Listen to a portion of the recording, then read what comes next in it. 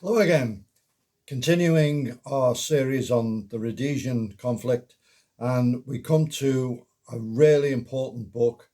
It's a truly magisterial work on the Rhodesian SAS, and it's this book, Special Air Service, The Men Speak by Jonathan Pittaway. Now, Jonathan Pittaway has written numerous books about Southern Africa's military, and they are very, very well researched. Um, Lots of access to primary sources and so on, documentation, artifacts, and memorabilia, and so on. The book is very heavily illustrated, both black and white and colour. And as I say, it's very thick and a very thorough work. It covers the history of the Rhodesians in the SAS in World War II. It starts with that. So the wartime SAS, whose story is very well known, did have some Rhodesians in it. They fought there and in the Long Range Desert Group. Just as an aside, um, during World War II, looking back now, a lot of people might be surprised at this, but the countries of the British Empire and British Commonwealth uh, joined Great Britain in fighting the Nazis. Uh, massive input from them. Probably couldn't have won the war without them. And they fought in all arms. In Rhodesia, they had to introduce conscription. And the reason they had to introduce conscription was not to get people to fight, but to control the numbers, because all the men wanted to join up and fight. And to keep some in critical occupations back in Rhodesia, they had to introduce conscription. So that's how patriotic they were. And it's reflected in the history of this book. And then the story of how C Squadron 22 SAS was raised in Rhodesia and went out to Malaya and fought there. Very, very thoroughly covered. It's never been done in such detail before. And then how the squadron was reformed in Rhodesia, and then Rhodesia broke into two parts. Northern Rhodesia became Zambia, became independent, and Southern Rhodesia was just called Rhodesia. And the SAS at the time were based up north, and the squadron was actually reduced in size greatly. The number of guys who went down south and started the whole thing again. The book covers some of the notable commanding officers: Courtney Welsh, Dudley Collins, who I've talked about previously, who was an absolute warrior, and Peter Rich. Peter Rich had come from the British SAS 22, and he made a mark. He later became the commanding officer of the Rhodesian Light Infantry, and interestingly enough, he took part in a joint operation with the Rhodesian SAS on a camp attack, and his son was in the RLA at the time, his son Mike, and Peter decided to join the fight. Although there was no place for him as the commanding officer, he just fought as a troopie, and the father and son kind of were looking after each other's back. And then Mike later passed selection and went into the SAS. Some of the other interesting things in the book, I'll just find the reference to it, was the first operational freefall that was done by the Rhodesian SAS in 1973. Now, the British SAS had pioneered tactical freefall out in Aden, and on one of their early jumps, and I think it was 1967, they lost a guy. And similarly with the Rhodesians, on their first freefall jump, operationally, they lost a guy. And it seems that it can be a very, very hazardous way of inserting people. And the operation, the first man out of the door was then Lieutenant Chris Schulenberg, who has a big place in this book because he was quite a character, and he specialized in reconnaissance. And then he later went into Salute Scouts, and we'll be talking about him in a later video. So the Rhodesians actually became the military of the world leaders in tactical freefall. They probably did more of those operations than any other military.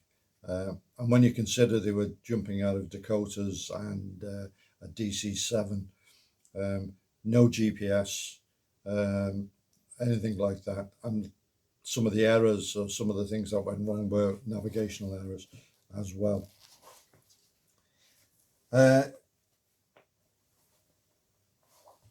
Another commanding officer who made a massive impact was Brian Robinson. He was the commanding officer during the bulk of the Bush War. And as I mentioned before, although a lot of people liked him and admired him, there was also people who didn't.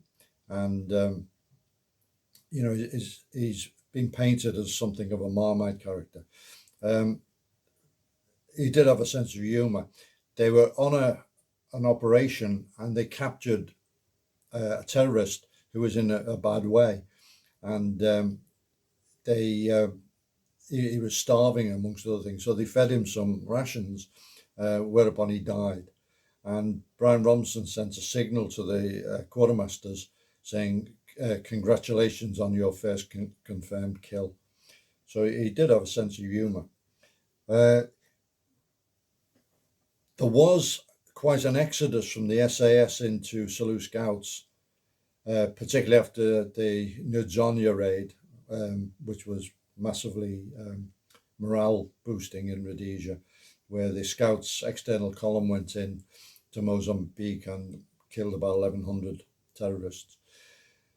And it got very, very critical point to the point where Brian Robinson approached Ron Reed Daly and said, we've got to do something about this. Ron Reed Daly, being a former member of C Squadron, very charitably agreed, and he stopped recruiting guys from the SAS directly.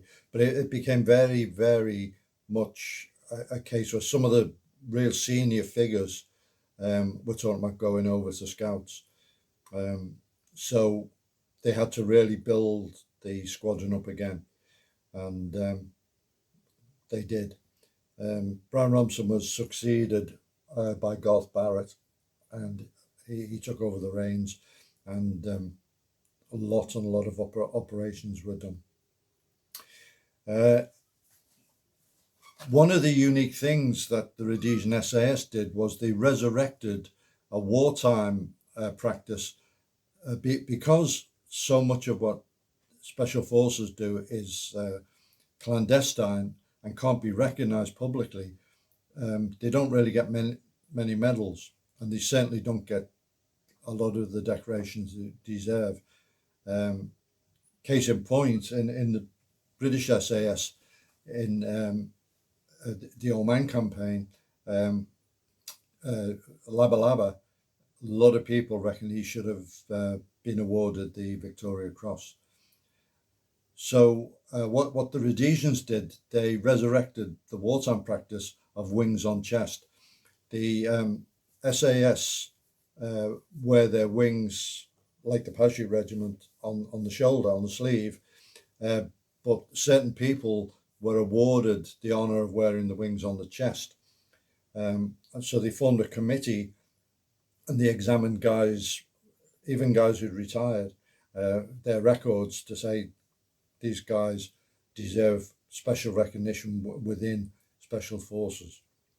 So that was a rather interesting idea, and it might be interesting to do that over here, I would think. I don't know if everyone would agree. Another part of the book talks about the South African Special Forces,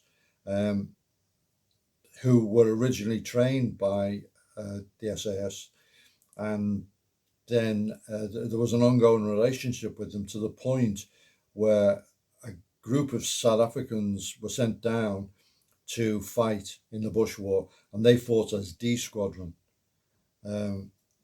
which was a kind of cover that they were given, and they were engaged in what was then called the Russian front, where the action was thick and fast, and there's a lot of information about that in here.